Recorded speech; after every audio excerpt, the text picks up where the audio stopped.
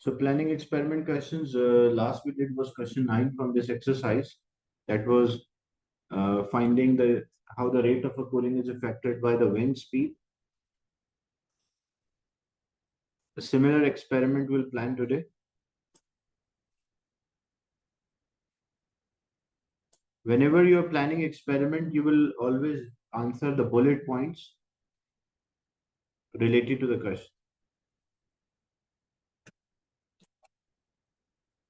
So today's experiment is about plan an experiment to investigate how increasing the number of the layers of insulation affects the rate of cooling of a hot water. Like if we change the number of the layers, how the rate of a cooling is affected. Rate of cooling means like how much time it will take to decrease the temperature, or what is the change in temperature every second or every minute. That is referred to rate of a cooling. Write a plan for this experiment, include the apparatus needed. So as I mentioned, you will always, whenever you're planning experiments, especially for physics, you will answer the bullet points. The apparatus needed. What are the things we need for this experiment? We want to investigate how the rate of a cooling is affected by the number of the insulation layers. So what are the things we need to do this experiment? Yes. Thermometer, good. So the first one, we need a thermometer. But the space will be given. In exam, you will have this space, so you will utilize this all space given to you to write the answer. But I'm just writing the answers, typing the answer in front of it. Don't write, like in exam, don't write in front. You will utilize the space given. So the first one, we need a thermometer, stopwatch, hot water supply. Thermometer is there, one.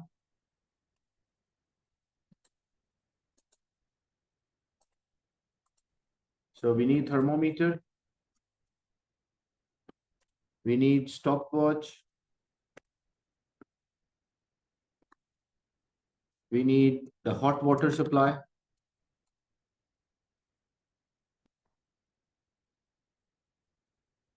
What else we need? Because usually we clamp the thermometer, so we need a boss stand.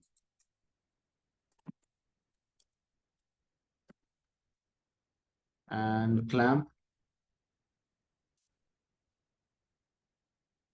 We also need a container, because we have to place a hot water into a container.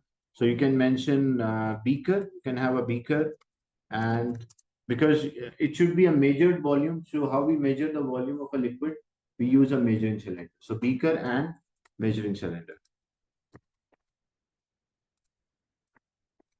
So these are the things which we need to carry out this investigation.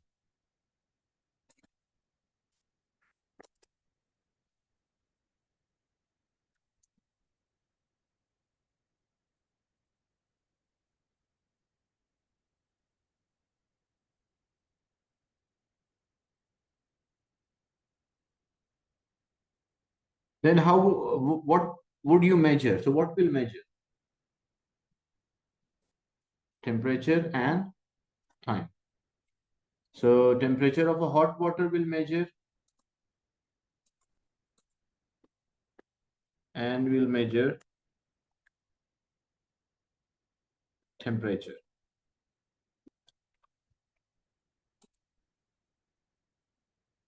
So this is the answer for the first part. This is the answer for the second part. What would you measure? That we did. Then the variables that you would keep the same to ensure a fair test is there. For a fair comparison, what are the variables? So we should have same volume of water. That's right. Starting temperature, room temperature, or lab temperature. Same volume of a hot water we should use, and initial temperature of the water should be same.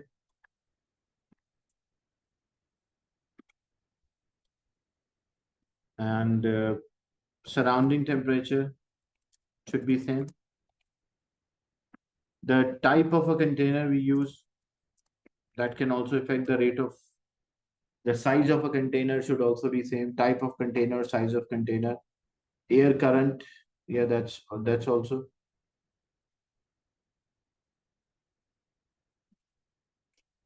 Instruction to carry out the experiment, like the procedure. So how we'll do this experiment? So first we will fill the beaker with say 50 cm cube of hot water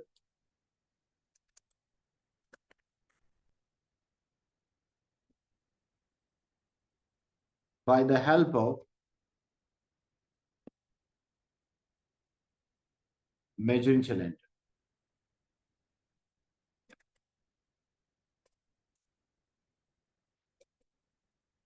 So we'll take a measuring cylinder and we fill it with 50 cm cube and then we transfer that water into a beaker.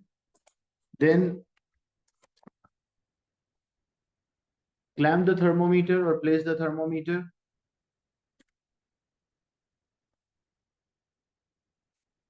and record initial temperature. Initial temperature means the starting temperature. We'll record. After recording the initial temperature, start the timer and record the temperature after 30-second interval for 3 minutes. You can do it for 3 minutes. You can do it for 5 minutes. So we start the timer and we record the temperature after 30-second interval and we do this or carry out this for 3 minutes. Like first beginning 0, then 30, 60, 90, 120, 150 until 180 seconds. After recording a temperature for 3 minutes, like we will repeat the experiment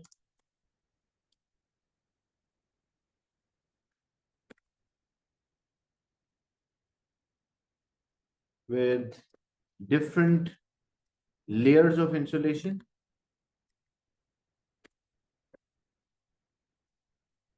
Like 1 layer, then 2 layers, 3 layers. So we'll repeat the experiment with different layers of insulation. And whenever you mention a instruction, how you carry out the investigation, mention the precautions also in that answer. So what are the precautions you will take? You're using a thermometer. What are the precautions we should take? When thermometer is used, the precaution is avoid a parallax error. Look perpendicular, avoid parallax error. Like look perpendicular to avoid a parallax error, and the thermometer should not touch the base or the walls.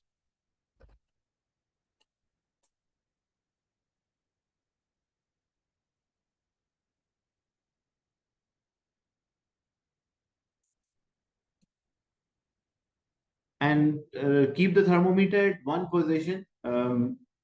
Why? Because as the water does not conduct heat at a greater rate, so the different position of a water may have a different temperature. So throughout the experiment, keeping the position of the thermometer same. If we stir, stirring can also cause a like a cooling effect. So that can also affect the rate of cooling. So we should not stir in this case.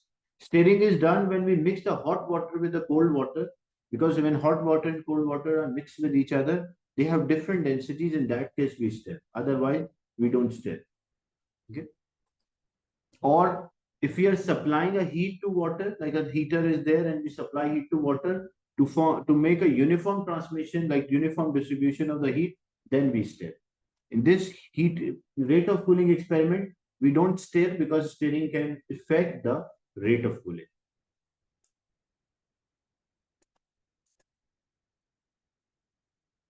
Yeah, type of the insulation or material of the insulation should be same as well. You can mention that the material for the insulation should be same. So this is the answer for this part. How would you present your result? How we will show our result? Like this is always a table should be there with a column heading.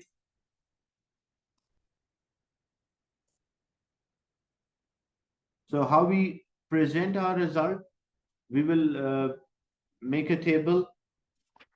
It can be like 3 columns can be there,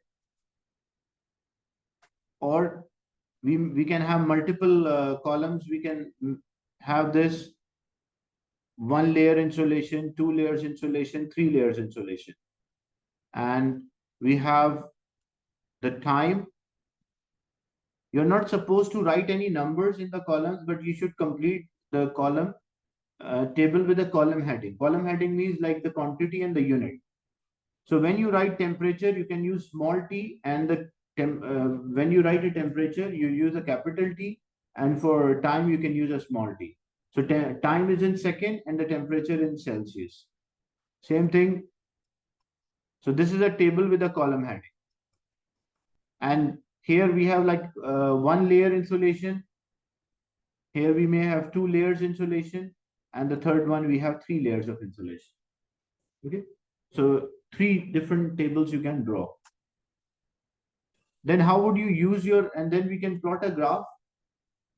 Yes, you can mention plot a graph as well. You can also, because you can draw a graph, or you can mention this one. How would you use your reading to reach a conclusion? So this table will be there, and you can mention plot a graph between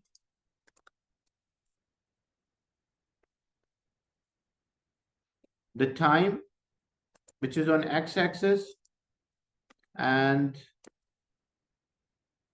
temperature on y-axis. And how you compare the rate of a cooling? It's a common way to compare rate of cooling whenever we want to compare.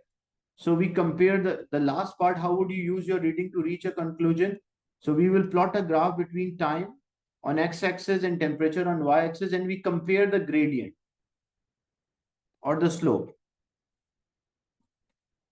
The one which is having a greater, like steeper gradient, it means that is having a faster rate of cooling. The one which is having a smaller gradient means that is having a slower rate of cooling. So this will be time. If you sketch a graph, that is also fine. If you don't sketch a graph, you just mention plot a graph between the temperature and time and compare the gradients. The steeper one, the graph with a steeper gradient, has a faster rate of cooling. Is it clear? This question, how we plan? Any doubt in this?